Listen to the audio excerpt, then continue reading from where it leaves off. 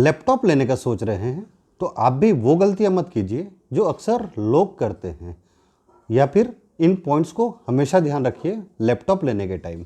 तो कौन सी हैं वो गलतियां, चलिए इस वीडियो में देखते हैं।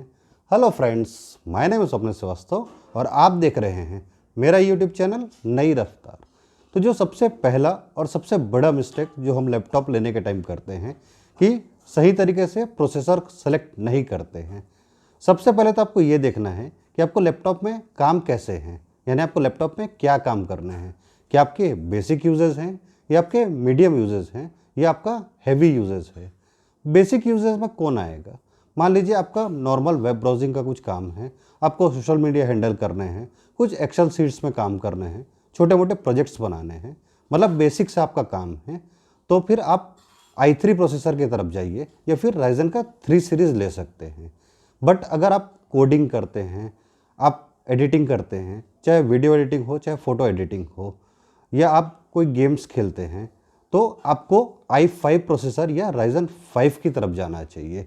बट अगर आपका हैवी वर्क है, मतलब आपका हैवी कोडिंग है, हैवी एडिटिंग है, हैवी गेम्स आप खेलते हैं और भी बहुत सारे काम करते हैं, मल्टीटास्किंग करते हैं, तो आपको प्रोसेसर तो i5 या राइजन 5 चलेगा, बट आपको कम से कम 2 GB का अलग से ग्राफिक्स कार्ड इसमें इनबिल्ट हो। ये चीज़ आपको हमेशा ध्यान रखना चाहिए। और एक बात हमेशा एक चीज़ पूछा जाता है कि इंटेल या राइजन, तो दोनों अपने अपने जगह अलग अलग कंडीशंस में परफेक्ट है। बट अगर आपको ग्राफिक्स के बहुत ज़्यादा काम है तो आपको राइजन सीरीज़ की तरफ जाना चाहिए, क्योंकि राइजन में आपको अलग से ग्राफिक्स कार्ड मिल जाता है जिसका सपोर्ट आपको इंटेल में नहीं देखने को मिलेगा। नेक्स्ट मिस्टेक भी प्रोसेसर से ही जुड़ा हुआ है। हम क्या करते हैं, जब भी हम लैपटॉप लेते हैं तो हम चेक करते हैं कि उसका रैम कितना है, उसका हार्ड डिस्क कितना है, पर प्रोसेसर की तरफ हम ध्यान ही नहीं देते। पर आपके लैपटॉप का जान कौन है? प्रोसेसर। क्योंकि हार्ड डिस्क और रैम ये तो आप बाद में भी अपग्रेड कर सकते हैं, पर प्रोसेसर आप वापस अपग्रेड नहीं कर पाएंगे। और आपका लैपटॉप का सारा काम करेगा कौन? प्रोसेसर। तो हमेशा ये ध्यान रखिए कि लैपटॉप लेने टाइम सबसे पहले आपकी प्रायोरिटी होनी चाहिए एक प्रोसेसर। नेक्स्ट मिस्टेक नहीं है, ये एक एडवाइस है कि अगर आपके बजट में पॉसिबल होता है तो आप हार्ड डिस्क की जगह SSD लीजिए, क्योंकि SSD से जो आपको परफॉर्मेंस मिलेगा, जो परफॉर्मेंस एनहेंस होगा, वो आपका हार्ड डिस्क कभी भी नहीं दे पाएगा। पर अगर आपको ये लगता है कि जो हार्ड डिस्क का वेरिएंट है और SSD का वेरिएंट है उसमें बहुत अंतर है, तो आप एक काम ज़रूर कर सकते हैं कि आप हार्ड डिस्क का वेरिएंट लीजिए और फिर पर्सनली उसमें SSD लगवा लीजिए। ये आपको कम में पड़ेगा, इससे आपको काफ़ी बेनिफिट हो जाएगा। और जो एक आपको हार्ड डिस्क अलग से मिला वो तो आपके लिए बेनिफिट है ही। तो कोशिश कीजिए कि SSD यूज़ कीजिए। अगर ये वीडियो आपको अच्छा लग रहा है तो इसे अभी लाइक करके चैनल को सब्सक्राइब कर दीजिए। चलिए तो फिर नेक्स्ट पॉइंट पे चलते हैं। तो हम अभी अपग्रेडेशन की बात कर रहे थे, तो आजकल कई ऐसे लैपटॉप के मॉडल्स आ रहे हैं जिसमें आपको सोल्डर्ड रैम मिल रहे हैं, मतलब आप रैम इन फ्यूचर अपग्रेड नहीं कर सकते। और आज आप कितना भी रैम ले लीजिए, इन फ्यूचर वो रैम आपको कम पड़ेगा ही पड़ेगा। तो हमेशा ये चीज़ ध्यान रखिए कि आपको सोल्डर्ड रैम वाले लैपटॉप्स नहीं लेने हैं। अब अगर लैपटॉप की प्राइसिंग की बात करें तो हम या तो पूरी तरह ऑफलाइन पे डिपेंडेंट हो जाते हैं या पूरी तरह ऑनलाइन पे। दोनों ही गलत है। हो सकता है कोई मॉडल आपको ऑफलाइन ज़्यादा सस्ता पड़ जाए, हो सकता है कोई मॉडल आपको ऑनलाइन ज़्यादा सस्ता मिले। तो एक बार ज़रूर रिसर्च कीजिए कि ऑफलाइन ज़्यादा अच्छा आपको रेट मिल रहा है या ऑनलाइन, और उसके बाद ही उसे कंसिडर कीजिए या उसके बाद ही उसे लीजिए। एक और मिस्टेक हम लैपटॉप के लिए करते हैं वो है ओवर पेइंग या अंडर पेइंग। तो ये क्या होता है? ओवर पेइंग, मान लिए कि अगर एक लैपटॉप 50,000 का है और दूसरा लैपटॉप 60,000 का है, तो बट ऑब्वियस है उसमें कुछ फीचर या कुछ कंपोनेंट तो एक्स्ट्रा होगा ही।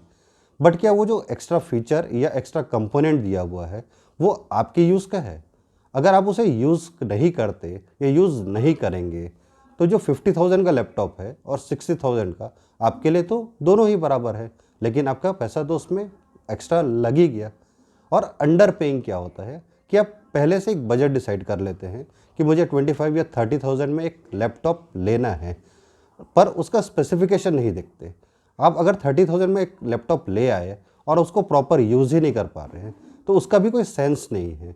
तो सबसे पहले तो अपना स्पेसिफिकेशन देखिए, उसके हिसाब से बेस्ट मॉडल देखिए।